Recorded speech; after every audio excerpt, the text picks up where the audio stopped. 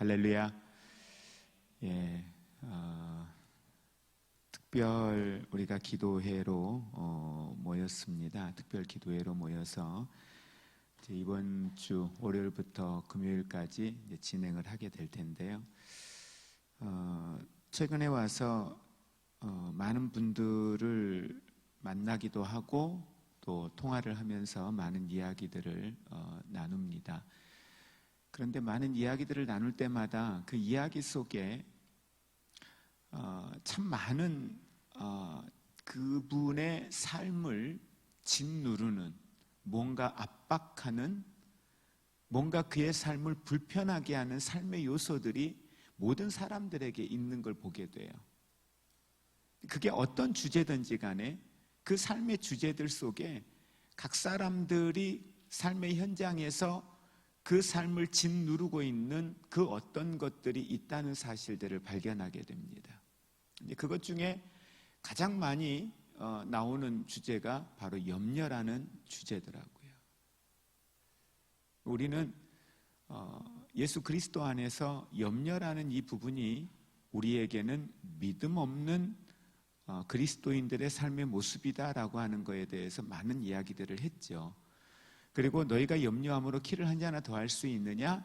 염려하지 말라는 이야기를 성경이 아예 노골적으로 우리에게 염려에 대해서 하지 말 것을 분명히 또 말씀도 하고 있고요. 그럼에도 불구하고 우리는 염려를 하면서 살고 있다라는 사실입니다. 여러분, 왜 우리가 염려를 할까? 한번 생각해 보셨어요? 여러분들이 지금 삶의 현장에서 염려하고 있는 삶의 주제, 어떤 부분들이 여러분의 삶에 염려하게 만드는 삶의 주제일까요? 뭐가 있으세요? 염려하시는 삶의 주제가 있으세요, 집사님? 학원, 코로나로 학원 운영에 대한 염려? 그렇죠. 집사님, 어떤 염려가 있으세요? 교통사고? 네. 교통사고가 날까봐. 네. 주변에 교통사고가 많이 일어나니까 나도 출퇴근을 하면서 사람들을 태워서 가는데 교통사고에 대한 염려, 그치, 교통사고에 대해서 염려할 수 있죠. 수아야, 요즘에 염려거리가 있니? 없어요. 없어요. 내 삶의 현장에서 우리들이 염려하는 염려의 분야들이 되게 다양해요.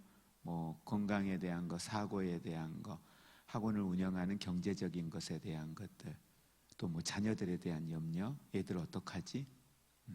자녀들에 대한 염려도 하게 되고요. 직업에 대한 것, 결혼에 대한 것, 되게 다양한 염려들을 사람들은 합니다. 그런데 우리가 분명히 알아야 될 것 중에 하나는 염려는 아무것도 문제를 해결해 주지 않는다는 거예요. 그 염려는 내가 원하는 걸 이루는데 그 어떤 것도 그 문제를 해결하는, 그 문제를 달성하는 자리에 나를 이끌어 주지 못한다라는 거예요. 근데 이건 우리가 상식적으로 사실은 너무도 잘 알고 있는 겁니다. 염려에 대한 부분을 비유적으로 이야기할 때 어떤 분이 그런 이야기를 해요. 염려는, 여러분 자동차 운전해 보신 분들은 아실 거예요. 차가 달려가기 위해서는 뭐를 넣어야 돼요? 기아를 넣어야 되죠. 기아를 넣지 않고 파킹이나 중립에다가 놓고 악셀에다를 계속 밟아봐요. 그럼 어때요? 엔진 소리만 막 붕붕 일어나고 뒤에는 막 연기만 나고 차는 어때요?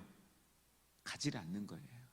그러니까 우리가 염려하는 것이 차 운전대 앞에 앉아서 후진이든 앞으로 드라이브든 기아를 넣지 않고 그냥 파킹에다가 놔두고 계속 악셀에다를 밟는 것과 똑같다는 거예요.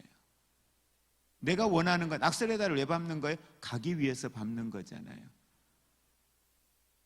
그러니까 염려는 이와 같이 우리가 내가 원하는 목적지에 결코 나를 이끌어주지 못한다라는 거죠. 그래서 염려는 결코 문제를 해결하지 못할 뿐만 아니라 염려한다고 해서 과거를 바꿀 수 있는 것도 아니고요, 염려한다고 해서 미래를 다스릴 수 있는 것도 아니라는 거예요. 그래서 염려는 우리에게 오늘을 불행하게 해줄 뿐입니다. 염려해서 행복한 사람은 없더라고요. 염려해서 마음의 평안함을 누리는 사람은 없는 것 같습니다.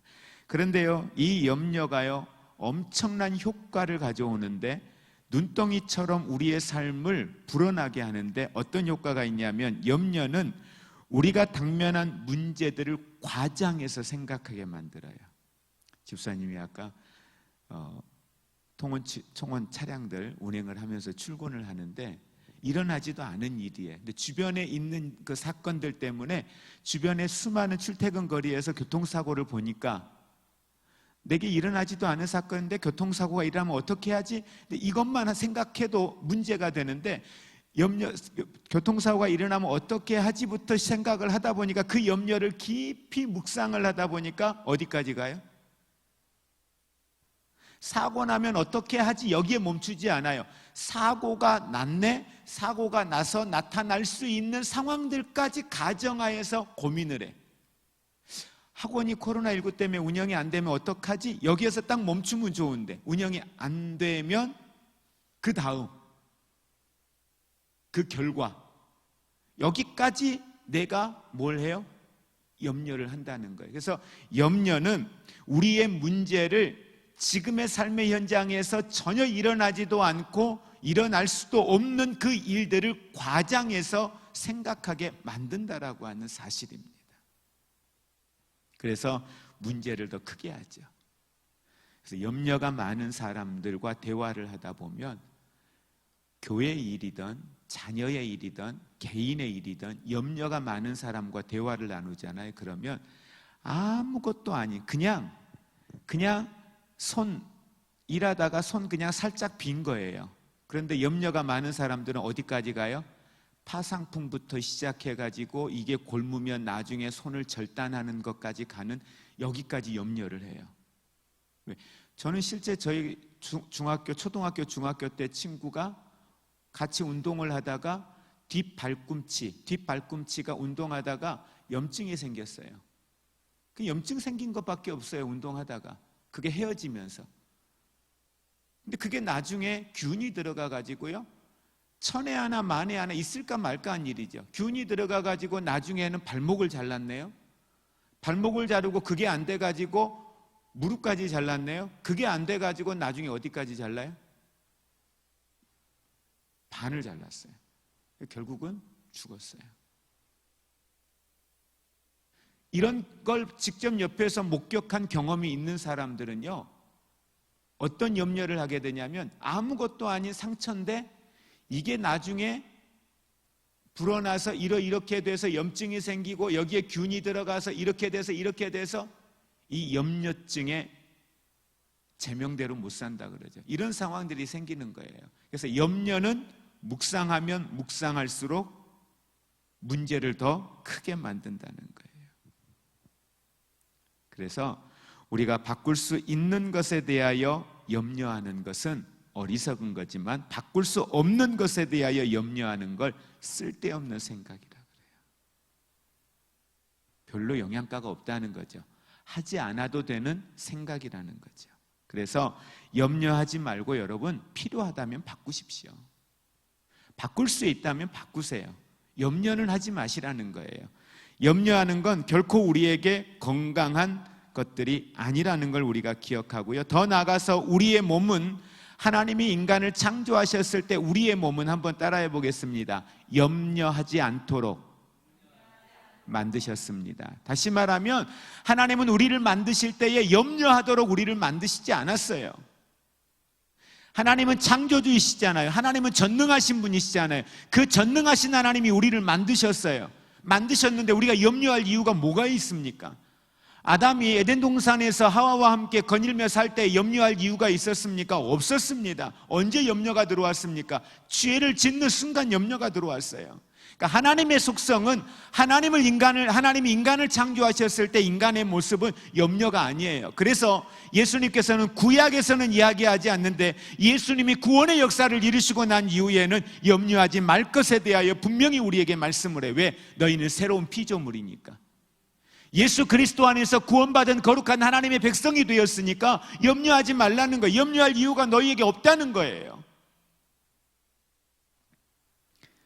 그래서 여러분, 하나님은 우리의 몸을 염려하도록 만들지 않았기 때문에 염려하는 순간 뭐가 망가져요? 몸이 망가져요.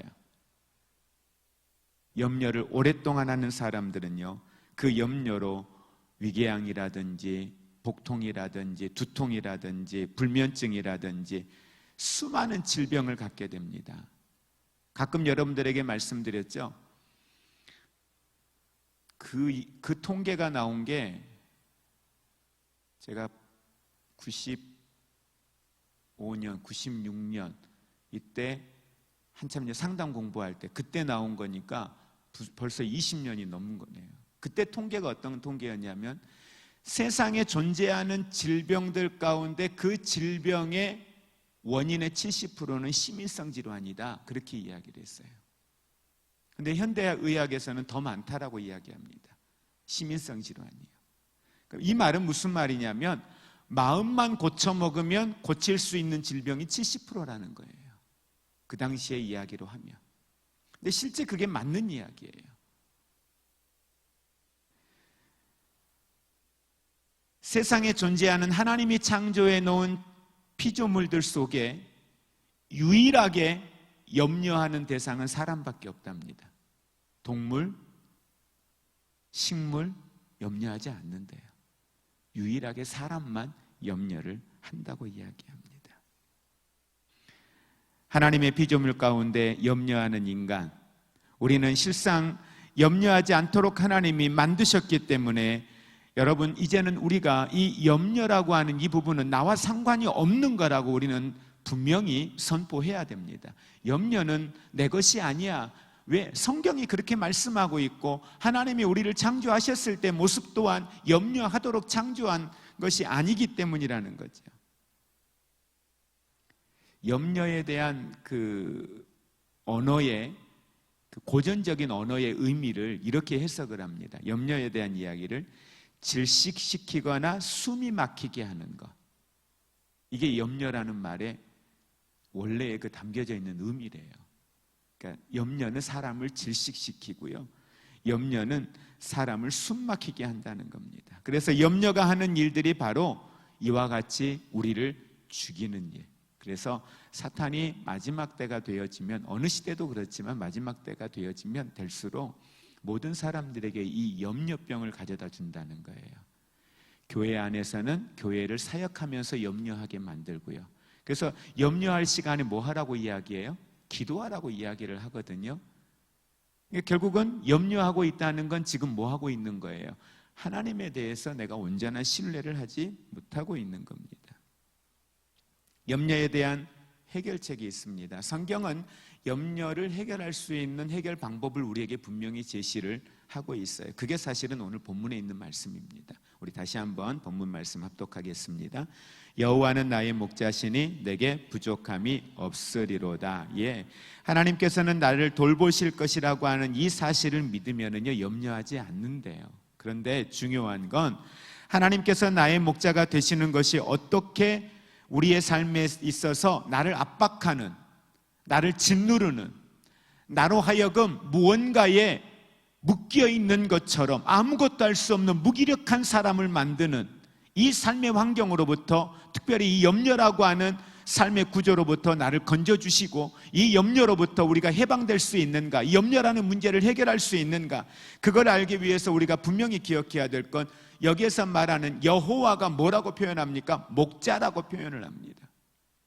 여호와는 누구의? 나의 목자시니, 이 말을 다른 사람이 이야기했다라면 믿을 수가 없어요. 근데 이 말을 하고 있는 건 지금 누구예요? 다윗이에요. 다윗이 누구예요? 목자였어요. 그러니까 목자였던 다윗이 하나님을 향하여서 이야기하는데 여호와가 나의 목자이십니다라고 이야기해요. 그러면 이 목자라고 하는 말 속에 담겨져 있는 의미가 뭘까를 우리는 한번 보면, 왜 여호와가 나의 목자이시기 때문에 다윗은 부족함이 없다라고 했을까? 염려라고 하는 삶의 주제 앞에 있는 우리들에게 이 염려의 문제를 해결할 수 있는 방법으로 오늘 시편 23편 1절에 있는 말씀을 가지고 나누면서 여호와가 나의 목자라는 사실을 정확하게 인지하면 우리는 염려할 이유가 없는 거예요. 염려할 필요가 없는 거예요. 목자가 갖는 특성이 뭘까라는 걸 우리는 한번 보기를 원해요. 저는 개인적으로 언젠가 설교하면서 여러분들에게 말씀을 드린 기억이 있는데, 다윗이 이야기했던 이 목자라고 하는 목자의 심정을 저는 직접 간접적으로 경험을 해보았기 때문에 그걸 더 실감 있게 느끼는 것 같아요. 시골에서 저는 그 전라도 보성에서 태어났는데, 아버님이 하셨던 일이 이 염소들을 사고 팔고 하는 일들을 하셨어요. 그러다 보니까 집안에는 늘 염소들이 있어요. 그래서 어려서부터 염소 곡간이, 소 그 곡간이 있는 것처럼 염소도 이렇게 이제 키우는 곡간들이 있거든요. 많을 때는 뭐 4, 50마리가 있을 때가 있고, 작을 때는 뭐 2, 3마리가 있을 때도 있고요. 그러면 여름이나 겨울에, 특히 여름에 이런 방학 때 하는 일 중에 하나가 뭐냐면, 낮에는 한참 더우니까 아침에 일찍 해가 뜨면 그냥 눈 비비면서 염소들을 다 끌고 나가요. 끌고 나가서 들녘에서 풀들을 뜯어먹게 하고, 그리고 이제 더울 무렵이 되면은 다 끌고 집으로 들어와요. 그리고 또 저녁에 선선해지면, 오후에 선선해지면 또 끌고 나갔다 저녁 되면 데리고 들어와요. 자, 날씨가 비가 올 때도 있고 눈이 올 때도 있잖아요. 그러면 염소들이 비가 오고 눈 올 때 어떻게 해요? 주인들이 하는 일은 소나무를 꺾고 온다든지, 콩깍지를 준비해다가 준다든지, 사료를 해서 준다든지, 이런 일들. 비바람이 오고 태풍이 오면은 곡간 안에 구멍이 나 있는 곳들을 막고, 비가 새는 곳들을 막고, 이걸 누가 해요? 목자가 하는 거예요. 주인이 하는 거예요. 자, 목자가 하는 일 가운데 하나는 제공을 해줘요. 뭘 제공해 줘요? 먹을 걸 제공해 준다는 거예요. 필요한 것들을 제공해 준다는 거죠. 먹을 것과 안식처, 기본적인 것들, 양이 사는 데에 기본적인 것들, 필요한 것들을 공급해 주는 것, 이걸 가지고 일하는 건 누구의 몫이다? 목자의 몫인 거예요. 양이 하지 않아요. 그리고 목자가 하는 일 중에 하나는 보호해 줍니다. 보호 가운데 하나는, 동네 개들이 많잖아요. 동네 개들이 있어서 와서 물기도 해요. 그래서 물어서 실제 죽이기도 해요. 그러면 주변에 개들이 오면 주변에 공격해 오는 것들로부터 보호하는 게 누구의 몫이에요? 목자들을, 양을 지키고 있는 목자의 몫인 거예요. 그러니까 다윗이 들고 있었던 것들, 지팡이, 물매, 이게 뭐예요? 양들을 보호하는 거잖아요. 그러니까 어떤 상황 앞에 되어지든지, 추우면 추운 대로, 더우면 더운 대로, 그 모든 상황 속에서 보호하는 몫은 목자가 한다라는 거죠. 그 다음에 하나는 인도해 주는 거죠. 어디로 갈 거지? 인도하는 것, 그 몫이 누구의 몫이에요? 목자의 몫이에요. 목자는 양들이 혼란한 상태에 처하게 되어지면 어디로 가야 할지 양들은 모릅니다. 근데 그걸 정확하게 알고 인도하는 것, 이것이 독초냐, 이것이 먹어도 되는 것이냐, 이걸 구분하는 건 누구예요? 목자가 하는 거죠. 저는 제 기억에 저희 아버님한테 제가 맞아본 게 딱 한 번, 한 대를 딱 맞아봤어요. 제 기억 속에 있는 건 그만큼 집에서 얌전하게 자랐겠죠. 제가 얼마나 얌전하게 말 잘 듣고 얌전하게 자랐겠어요. 제가 초등학교 3학년 이전 거는 제가 기억이 없어요. 3학년 이후 것만 저는 기억이 있어요. 동네 사람들이 뭐라고 얘기하시던 그건 뭐 저한테 별로 그렇게 중요하지 않아요. 제 기억이 없는 거니까. 제 기억 속에 있는 것만 저는 기억을 하니까. 그런데 제가 염소를 맨다고 갔다가 맸는데 그걸 잘못 매가지고 6월달, 7월달쯤 되면은 벼들이 이삭은 피지 않았는데 파랗게 자라오르잖아요. 그럼 그때 농약들을 엄청 많이 하거든요. 근데 그 귀탱이에, 동네 어르신 밭 논에 귀탱이에 농약이 묻어있는 벼를 갖다가 뜯어먹은 거예요. 근데 농약을 먹어서 문제가 아니라 남의 벼를 뜯어먹었다는 거죠. 얼마나 하기 싫으면 귀찮아서 아무 데나 가서 말뚝 받고 왔겠느냐. 그래서 이제 그게 화가 나셔가지고 한 대를 때리셨는데 그 한 대 맞은 게 저의 기억으로는 처음이에요. 그럼 이제 거품 물고 죽어요. 농약을 먹으면 그렇게 해서 이제 죽기도 하는데, 그러니까 이런 일들 속에서 그걸 지켜주고 보호하는 일들, 이걸 하는 게 목자들의 일인 거예요. 그 다음에 또 하나는, 저는 의사도 아니에요. 저희 어머니도 의사가 아닌데, 아버지도 의사가 아닌데, 염소들이 병에 걸리잖아요. 콧물을 흘리고 병에 걸리거든요. 그러면 주사를 누가 놔요? 수의사들 불러서 놓는 게 아니에요. 그냥 집에서 그냥 주사기에 약 넣어가지고요, 목덜미 쪽에다가 그냥 쿡 찔러가지고요, 주사 놔요. 다리를 다치거나 감기를 걸리거나 아프면 고쳐주는 역할을 누가 해요? 목자가 해요. 보십시오. 목자는 필요한 걸 제공해 줍니다. 목자는 보호해 줍니다. 목자는 인도해 줍니다. 목자는 문제가 발생했을 때 고쳐줍니다. 저와 여러분이 하나님을 신뢰하고 하나님께서 우리의 목자가 되시면, 하나님이 나의 목자가 되게 하신다면, 하나님께서는 우리의 삶 가운데 우리를 위하여 위에서 나열했던 것들 제공하시고 보호하시고 인도하시고 고치시는 이 놀라운 일들을 우리의 삶의 현장에서 행하신다는 사실을 믿으시기를 바랍니다. 다윗은 이걸 경험한 거예요. 그러니까 그 뒤에 고백을 할 수 있는 거예요.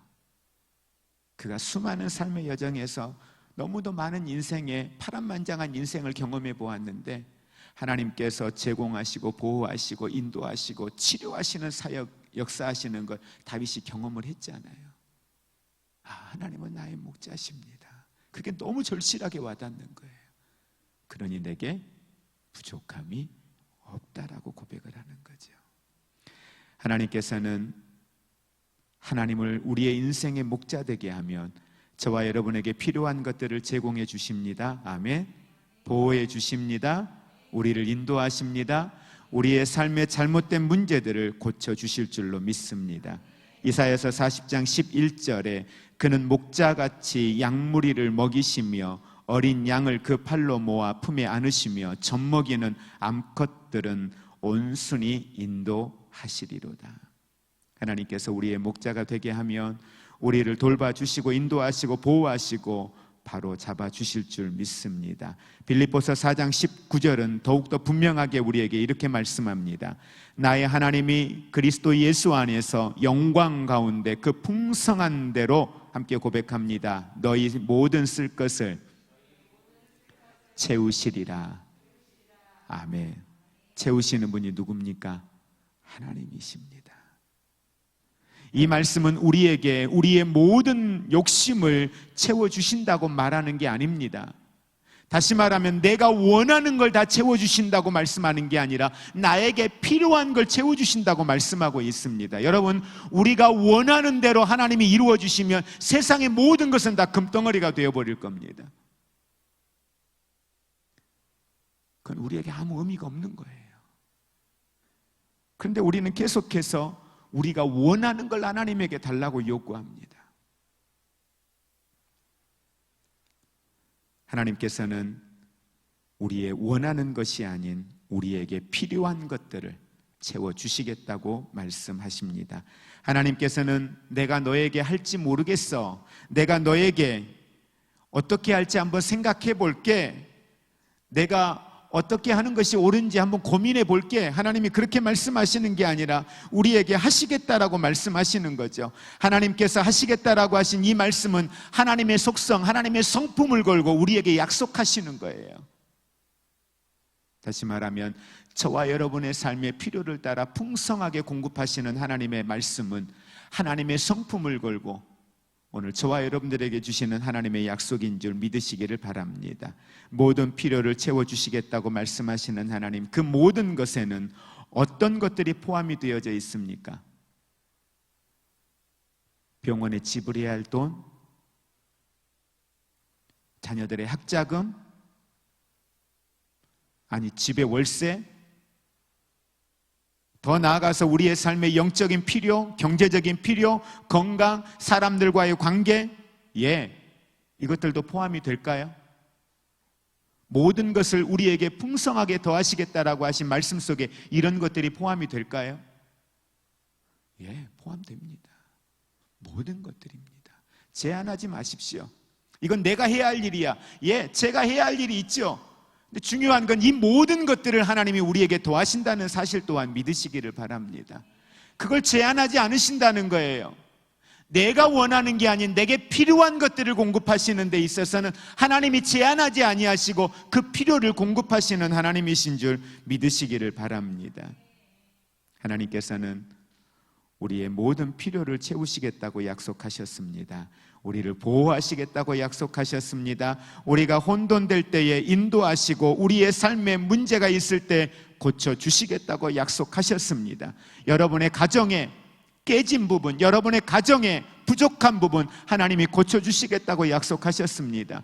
그 하나님을 끝까지 신뢰하시고 인내하시고 그 하나님을 바라보시기를 주의 이름으로 축복을 드립니다. 그러면 뭘 걱정합니까? 그러면 우리의 삶의 현장에서 우리의 실상은 아무것도 걱정할 필요가 없다라는 것입니다. 여러분, 보험 가입, 요즘에 실손보험이라 그러죠. 보험에 가입이 되어져 있으면은요, 어떤 상황이 됐을 때 그게 내가 가입되어져 있는 보험이면 염려할 이유가 있습니까? 없습니까? 없어요. 교통사고가 났어요. 보험에 가입이 안 되어 있으면 어때요? 이거 어떻게 해결하지? 걱정되죠. 염려되죠. 근데 설상 사고가 났다 할지라도 대물이라든지 대인이라든지 모든 게 보험이 다 되어져 있어요. 그럼 걱정할 이유가 있어요? 없어요? 없어요. 처음에 보험들 한 10여 년 전만 해도 보험들이 보통 상한이 뭐 1억 이 정도였어요. 왜? 웬만한 차들 뭐 1억 다 미만이잖아요. 근데 차들이 보통 요즘에는 길거리에 외제차들 그냥 1억, 2억 뭐 몇 억짜리들이 지나가잖아요. 그러니까 보험의 한계들이 어때요? 막 2억에서 막 계속 올라가잖아요. 웬만한 소형차들을 박았을 때는 뭐 문제되지 않죠. 그런데 외제차 한번 통 박아놔 보세요. 내가 들어놓은 보험이 예를 들어서 한 4억짜리를 들어놨어요. 그러면은 걱정할 이유가 있어요? 없어요? 없어요. 아직은 보험 처리하면 되지 뭐. 예. 그러니까 우리가 이와 같이 보험 가입이 되어져 있는 것에 대한 것도 보상되어지는 부분들이 우리가 어떤 건지를 정확하게 알면 어떤 상황 앞에서도 그렇게 그 환경 때문에 염려하거나 걱정하지 않습니다. 여러분, 성경 속에서요, 하나님께서 우리에게 주신 약속의 말씀이 몇 가지나 될 것 같으세요? 성경에 창세기부터 요한계시록까지 하나님이 약속하신 말씀을 그걸 또 누가 계산해 보셨더라고요. 몇 가지나 될 것 같으세요? 한번 찍어 보실래요? 몇 가지나 될 것 같으세요? 몇 가지나 될까요, 집사님? 예? 5만 가지? 5만 가지라는 얘기는 5만이 아니라 만드는 거예요. 7천 개랍니다. 7천 개. 약속의 말씀이 7천 개. 포함 안 된 게 없어요. 우리가 그냥 당장 생각할 수 있는 것들, 건강에 대한 것, 물질에 대한 것, 관계에 대한 것들, 만남에 대한 것들, 하나님의 약속의 말씀들을 한번 여러분 성경에 기록되어 있는 우리가 단순하게 몇 가지만 굵직하게 우리 기억 속에 떠오르는 것들만 한번 생각해 보자고요. 먹을 게 필요했어요. 말씀을 사모하러 오는 이들에게 주님이 도시락 하나 가지고 축사하시니까 어때요? 5천 명을 먹이고도 12광줄이 남지 않아요. 물이 너무 먹고 싶어요. 근데 사막에 물이 없어요. 근데 그들이 말씀을 따라 순종하고 가는 길이잖아요. 그러니까 반석을 치니까 물이 솟아나잖아요. 앞에 있는 장애물을 만났는데 장애물을 그들의 힘으로는 해결할 수가 없어요. 그들의 힘으로 해결할 수 없는데 그들이 가는 길은 말씀에 순종하고 가는 길이에요. 그러니까 하나님을 구하는 거죠. 하나님 어떻게 할까요? 하나님 여기까지 인도하셨으니까 여기에서도 하나님 인도하실 거야. 믿음이 있어요. 그래서 하나님 어떻게 할까요? 물어요. 순종하고 가요. 그러니까 길이 갈라져요. 성이 있는데 기도해요. 하나님이 어떻게 하라고 지혜를 주네요. 순종하고 가요. 그러니까 성이 무너져요. 이런 일들이 하나님의 약속이잖아요. 그럼 저와 여러분들이 여리고성 앞에서 염려할 일이 있습니까? 우리가 요단강 앞에서 염려할 일이 있습니까? 없어요. 나사로가 죽었는데 그 죽음 앞에 염려할 이유가 있어요? 없어요. 필요하면 하나님이 살리실 거니까 예수님께 말씀하니까 예수님이 살리시잖아요. 이게 그냥 단순히 그때 예수님이니까 일어났던 일이라고 생각할 게 아니라 어떤 상황 앞에서든지 우리는 그 하나님을 신뢰하고 하나님 앞에 나아가면 하나님의 약속의 말씀들, 그 목자 되신 하나님의 약속의 말씀들은 우리를 부족함이 없게 하시는 하나님의 약속인 줄로 믿으시기를 바랍니다. 우리가 이러한 것들을 다 이해하면 염려할 이유가 정말 없어요. 예수 그리스도가 저와 여러분의 목자라면 여러분은 염려할 게 없습니다. 우리 옆에 분들에게 한번 해볼까요? 우리 가정에 있는 분들, 이 설교를 안 듣고 있는 남편에게라도 주변에 있는 자녀들에게라도 붙들고 한번 이야기를 해보십시오. 한번 따라하겠습니다. 하나님이 당신의 목자이시니 염려할 필요 없습니다. 네. 그런데 중요한 건요, 모든 사람들에게 하나님은 목자는 아니십니다. 무슨 말이냐면 하나님께서는 우리가 그 하나님을 내 인생의 목자 되도록 내가 그 하나님을 허락할 때에 그 하나님이 저와 여러분의 목자 되시는 줄 믿으시기를 바랍니다. 그래서 범사에 그를 인정하라. 그리하면 내 길을 지도하시리라. 그분을 목자로 인정하신다면 그분의 말씀에 우리는 이 시간도 귀를 기울이고 나아가기를 원합니다. 그리하면 이 모든 걸 더하시는 하나님의 약속의 그 풍성함이 우리의 삶 가운데 충만할 줄로 믿습니다.